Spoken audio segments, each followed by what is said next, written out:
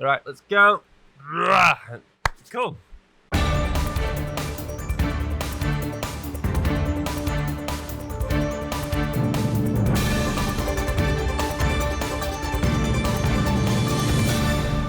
Hey everyone, it's Josh here from Easy Crypto. Welcome to another episode of CEO Reacts, where my team have put together some articles for me that I haven't seen before.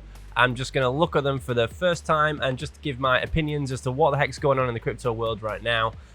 Just to kind of throw in a little bit of my knowledge from behind the scenes and some of the things I'm involved in, along with what's going on in the news at the moment, to see if the articles kind of give the whole truth or nothing but the truth, or maybe they allude to something a little bit more exciting that's going on behind the scenes. So this is going to be a bit more of one of our fun kind of topics that we like here on the channel. So if you could give this video a like and give us some love and subscribe in the channel if you want to come back and see some more opinions and interests of what's going on in the cryptocurrency space, then we'd love to have you back for next time. So without further ado, let's see what the guys have put together for the first article, and let's see what we're going to have today. So, boom. Okay, number one, we have Bitcoin mining facility with room for 50,000 rigs to launch in Kazakhstan. Right, well, obviously that's quite up our street, as all the crypto mining stuff that of course we do. So let's have a little look at this. Look at that picture. That is one big place. So one of the largest mining facilities in the world, with output to rival a small power station, set to open for business in the mining-friendly country of Kazakhstan in September.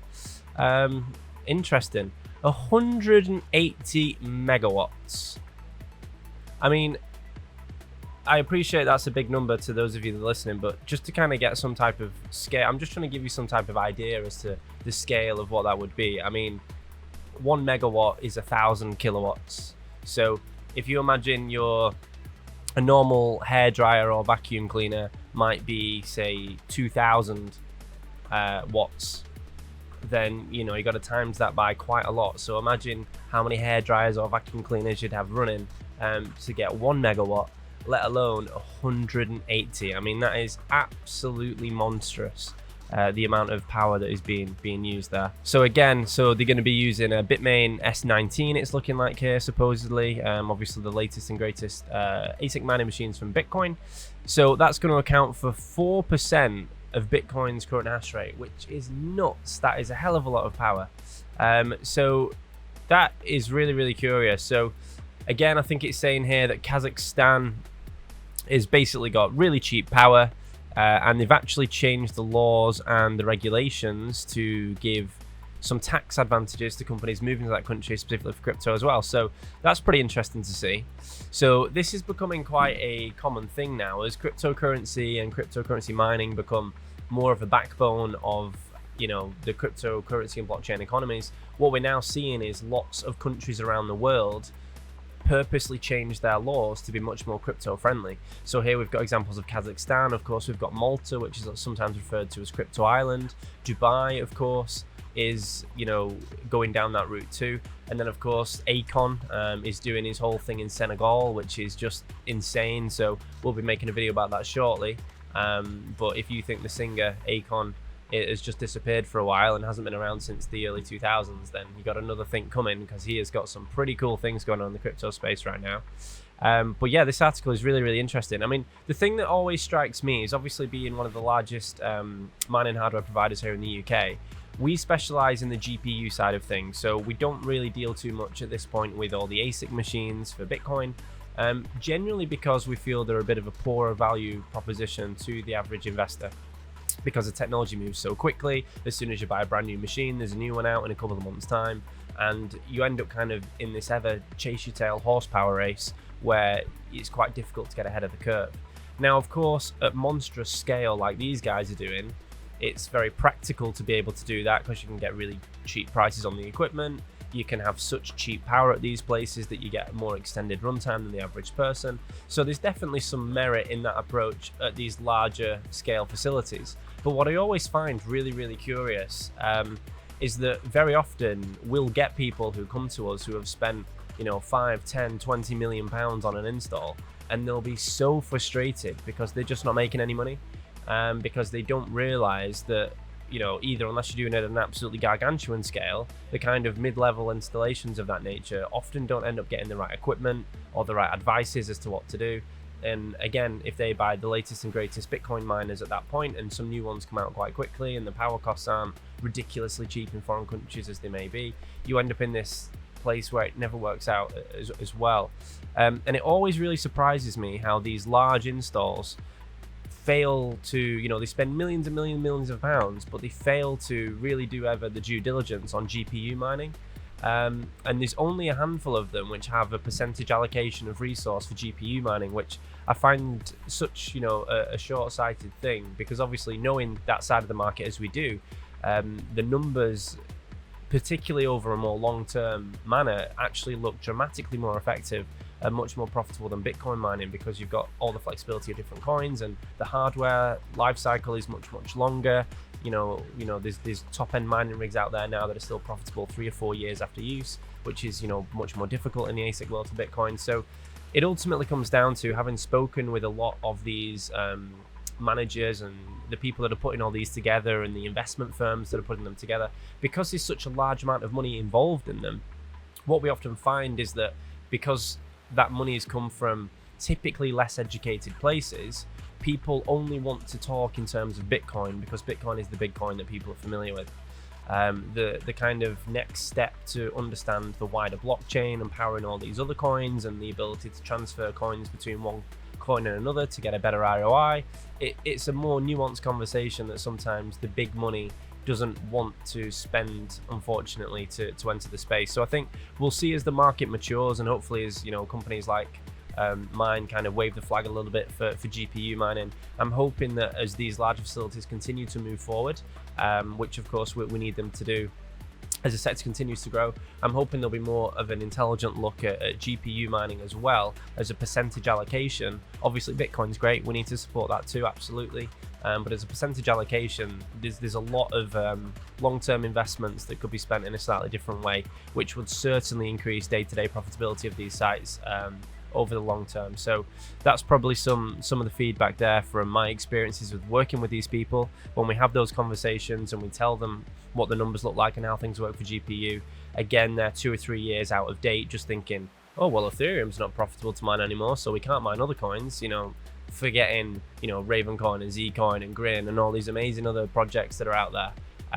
So again, a naivety in the market is usually the reason why people go hell for leather on Bitcoin when they spend in multi-million pounds. I think this article says, I think it was 23 million, was it? Was that what I saw down here somewhere? August 2019 report got 23 million. Yeah, so there you go. That's a big chunk of cash. Why are they not spending 2, 3, 4, 5 million of that on GPU to extend the life cycle of that facility without inevitably having to spend half of that money again in a year's time to replace all their equipment to the next version? But this is it. Even in the very deep places in the sector, we often find this that people go down a rabbit hole and don't often see the wider thing. So okay, that was a pretty good article. So what do we have next? Kraken exec, 5 reasons why Bitcoin is at the beginning of a bull run. Right, okay. Some interesting positive news. So who is the guy behind this? Friday microphone in Bitcoin. Dan Held. So he's obviously a guy that works at Kraken, I guess. So obviously we're getting everything today from Cointelegraph. Great resource for news and information. We like spending a bit of time on here, just keeping up to date with what's going on, of course. So the 5 reasons why Bitcoin's at the beginning of a bull run. And of course, if you're familiar with Cointelegraph, they have some really cool art publications. They get some really great people to design these, so they're always quite interesting. So okay, in profits shows near 98%. So just to give you what that means in English, I don't know if the article goes on to say it somewhere else. Yeah, here it does, yeah. Put another way, 98% of all Bitcoin is now worth more than when someone received it. So that's kind of a big deal. So what does that really mean in English? So again, we obviously had the bull run of 2017 where lots of people were buying Bitcoin at, above the price that we've got now, above, $11,000-$12,000. So anyone that bought $13,000, $14,000, $15,000, $16,000, $17,000, $19,000, obviously they're still at a loss. But as a percentage of all the Bitcoin that exists, That's less than 2%. So 98% of all Bitcoin is now worth more than when someone got it. I mean, that's a pretty wild statistic. That's, you know, really exciting, to be honest. I mean, when people think that Bitcoin is a bad investment and I'm going to lose some money because it's so volatile, you'd be hard pushed to look at a 98% success figure, if you would, and to complain against that. So that's a really interesting figure that he's pulled out. I quite like that one. Supply dormancy. So again, this is all about supply and demand, I think. So yeah, again, 61% of total Bitcoin supply has remained stationary for over a year. So that dictates that people are holding the coin and keeping that to themselves because they want to sit on it, because they're thinking it's going to do something in the future, which is good in terms of long-term value growth. So the store of value there is strong. Of course, a timely halving. Of course, back in May, we had the halvening, which is a really exciting event. Of course, we did some videos on that. So if you want a bit more technical details about the halving, you can have a look back on our channel. We've got a video on that which goes into a bit more detail. Inflation as well, of course. So this is all going on about the erratic money printing of central banks. So I mean, we could make a 20-minute video about this topic alone, but ultimately, for those of you who aren't necessarily au fait with wider eco and macroeconomic factors, such in America, where we have obviously all the money that's now being created to help fight Corona, what's effectively happened is the banks and the governments around the world have printed trillions and trillions of dollars, which in real terms mean that the dollars that you already have are now worth less because there's more dollars in the total economy. So the value of that dollar falls, which obviously is where inflation comes in, because then the price of all of the goods end up needing to increase for people to make the same margin that they previously would have done before, because the value of the dollar has changed, even though the number of $1 remains $1. So ultimately, this is where people look at Bitcoin and they realize that the inflation rates are totally different. They realize that, you know, you can't just keep printing more Bitcoin. There's 21 million and that's it. You can't just decide to make more than that. And that's a really interesting thing. And that combines really well with the last point he's got here, which is obviously world debt snowballs. So almost unbridled debt mountain of 255 trillion. My goodness. I mean, what even is that number? I mean, you can't even imagine 1 trillion, let alone 250 trillion. It's just silly numbers at that point in time. But the whole kind of thing here, yeah, the old Keynesian mantra of Keynesian economics regarding debt and its consequences for those who create it. In the long run, we're all dead. So I guess ultimately what people are saying here is that it's not necessarily sustainable to be able to just keep having debt on top of debt on top of debt on top of debt on top of debt. Eventually, something's got to give. And there's a lot of people now in the sector, in the community, in the crypto world, that are thinking that the economies around the world have been very weak for a while. And then obviously Corona now has just really demonstrated how vulnerable a lot of those have been. And now we're at a very, very difficult thing where, you know, the UK, of course, where I'm filming this at the moment, GDP fell over by 10%. Which is the most ridiculous number. So we're in a recession here in the UK at the moment. Many other countries around the world are going to be announcing similar figures as time goes by. And this is, of course, whilst we've still got all the furlough stuff going on as well. So ultimately, a lot of the real damage is being masked at the moment by government support and subsidy. If that ends, or when it ends, because it ultimately can't go on forever, then we're going to see some really, really damaging times ahead. So this is ultimately why people are getting so confident about Bitcoin and crypto, because it sits outside of all this geopolitical madness. So I really like the fact now that, if nothing, you know, Corona has been a really interesting thing for the business here.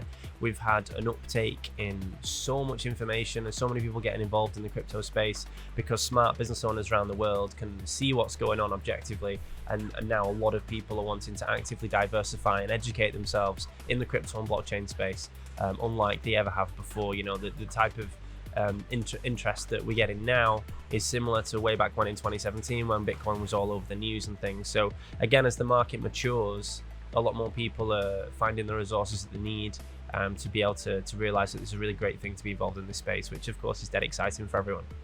So moving on to the next article, what do we have here? Akon, great. Okay, so I was just talking about Akon 5 minutes ago. What's he done? Joined Brock Pierce's presidential campaign. Right, okay. Cool. So, right, that's interesting. So, crypto entrepreneur Brock Pierce and Akon are joining forces for the 2020 presidential election. Right, well, did not expect that. So, what we saying here? So, of course, he's joined the venture capitalist independent candidate Brock Pierce joining the 2020 campaign. Okay, so interesting. So, I mean, obviously, I think at this point, it's probably fair to say that Brock is not going to be the president of America. It's pretty much going to be a race between Trump and Biden. But ultimately, he's running as an independent candidate. But it's quite curious to know that Akon has now come on as chief strategist. Wow. That's really, really interesting. So a combination of this. So why is this happening? You're probably thinking Akon, that singer that did Smacked Up and Let Me Out and whatever songs he did from the 2000s. What the heck is he doing as chief strategist as someone who's running for president? That's absolutely insane. And actually, it comes down to Akon and Akon City.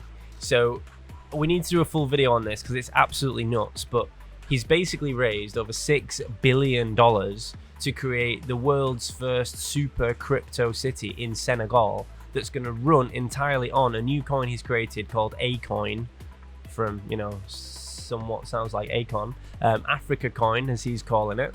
And ultimately it's going to be a new mechanism, a new city, a new entire ecosystem in the real world that completely runs on blockchain and is entirely funded by this new coin. So this isn't some pipe crazy dream anymore. This is something that has been, contracts have been signed, money has been moved over, and the building starts of this place, I believe, next year. So it's absolutely wild what he's achieved and what he's done. So, you know, credit where credit is due. So there's some really interesting developments there.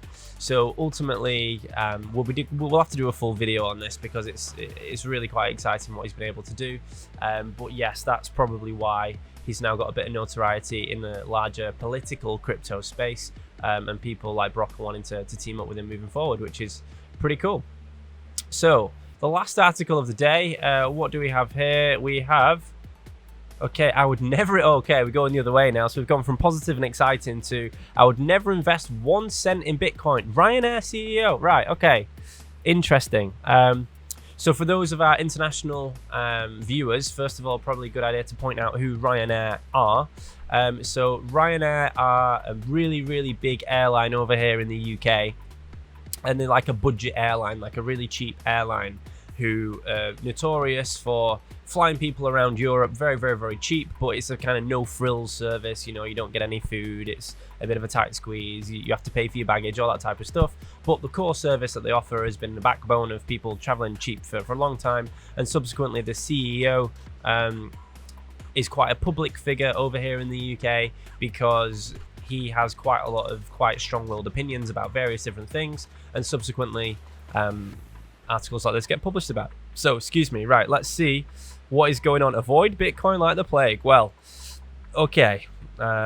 Michael O'Leary is the man's name, CEO of the budget airline, very bearish on Bitcoin. So, recently speaking to the Times, O'Leary linked Bitcoin to a Ponzi scheme. Oh dear. And advised investors to avoid it. I would never invest 1 cent into Bitcoin, which I believe is equivalent to a Ponzi scheme. Oh, this is just... See, this really winds me up. This is one of the things which really kind of grind my gears in this space, because you get someone who is clearly a very, very intelligent, very, very successful business owner, and they still come out with things of this nature, considering Bitcoin has been around where it is, considering that the banks and governments and regulators, and there's just so much legitimate activity going on in this space. To liken it to a Ponzi scheme at this point is simply just a naivety of understanding, and it's obviously very clear from those statements that he hasn't done any research or any serious research on blockchain, the technology behind it, what Bitcoin stands for, what the technologies are able to open up. And ironically, the thing that frustrates me even more is that he owns an airline. There are hundreds of very, very practical uses that his business could take advantage of, both practically and financially, in the blockchain space. You know, he could have automated tickets, you could have blockchain records of flights, and you could make sure that that tied in with insurances and compensations for timings and delays. And there's just such a myriad of advantage that he'd be able to use blockchain technology for within his own business. But yeah, that's clearly not going to happen when his attitude towards Bitcoin is so poor. So let's see if this kind of goes a little bit deeper. Right, okay, so this maybe changes things a little bit. O'Leary was referring to an apparent crypto scam, Bitcoin Lifestyle, which claimed to his approval and promotional. Okay. So for those of you that have been watching the channel a bit more closely, we've just finished filming a series called Scam Watch. And ultimately what we've done there is we've taken the top 5 different types of crypto scams, done an episode on each one to give a little bit more advice about what these scams are and particularly how to avoid them.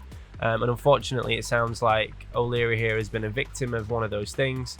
Yeah, it's saying here a bogus news article, fake news outlet claimed on an interview how much money he was making with the Bitcoin scheme and advertises itself as an automated trading system. So yeah, so this is really what's happened here.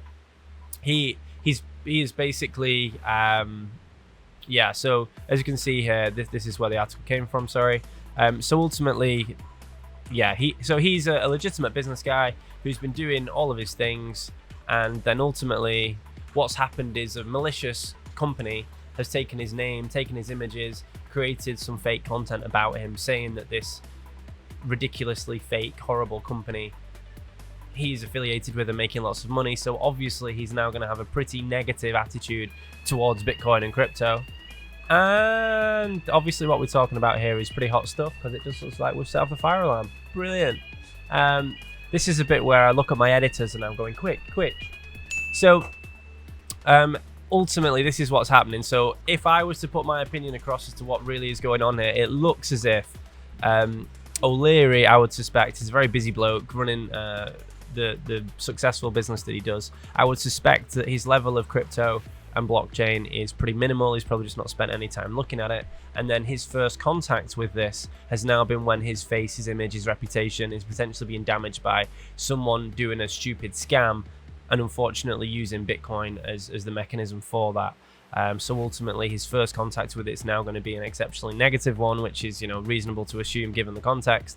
So then he ends up saying things like, don't touch it, avoid it like the plague. And in actual fact, that's maybe not what his opinion would be if his access to this came at a different time with different education and he wasn't involved, unfortunately, or well, I mean, he wasn't involved in this scam, but if people didn't use his image to try to fraudulently deface his reputation, which of course is really unfortunate. So again, we spoke about this a lot in Scam Watch. There's loads of people there in Scam Watch who have been fallen victim to this. We had the Twitter hack where people's Twitter accounts were hacked, and we had the YouTube scams, and Steve Wozniak was again a victim of something very similar to this. So unfortunately, this is what we're seeing a lot of in the moment as the crypto market decides to move very fastly northward, as things really get excited and move forward again after a bit of a time of dormancy. Price-wise, at least, there's been a lot going on behind the scenes. There's more money to be made by people taking advantage of naive people, and unfortunately this is just a consequence of wherever there's money to be made, there's going to be people trying to scam people. And whilst people don't understand crypto properly and they don't understand Bitcoin to the level that they need to, they're inherently more vulnerable, which is one of the reasons why we like to do these videos and help communicate and educate people and get a little bit more kind of, you know, normal human chatty kind of information out there, because it can be really confusing and a bit unsure. So we just like to do these videos, do Scam Watch, kind of get that stuff out there to kind of help. So on that note, I think that kind of brings us to a conclusion here for those articles. So on that note, really, if you guys watching this do have any kind of ideas of topics that you'd like us to make videos on, any kind of thing that you're struggling with in the space, something that doesn't quite make a lot of sense, maybe it be a certain type of exchange or trading fees, or how does some graphs or charts work, or what does this type of blockchain mean, or what's good about that coin, what's bad about this, drop us some comments below. Let us know kind of what you're looking for as the channel continues to progress, so we can get some really great value out there over time. And I will very much look forward to seeing you in the next video. So I hope you've enjoyed this. Give us a little like and a subscribe, and we'll catch you again soon. Take care.